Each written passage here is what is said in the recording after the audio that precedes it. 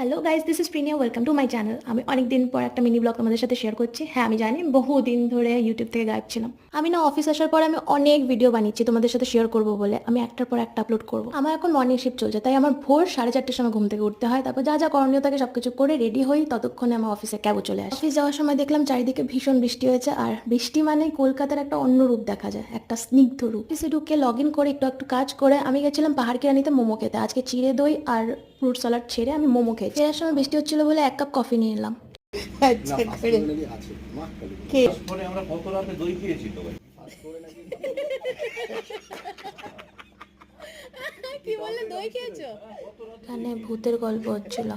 দই কিছু হবে না, মাছ মাংস খেলে হবে। এরকম কাজ আর হাসি মজা করতে করতে সবার শিফট শেষ হয়ে গেল আর বাড়ি পথে রওনা হলো। আমিও বাসে উঠে বাড়ির দিকে রওনা হলাম, তারপর টোটোতে উঠে একদম বাড়িতে পৌঁছে গেলাম। ভিডিওতে কিছু ভালো লেগে থাকলে do like, comment, share and subscribe. দেখা হচ্ছে নেক্সট ব্লগে। টাটা।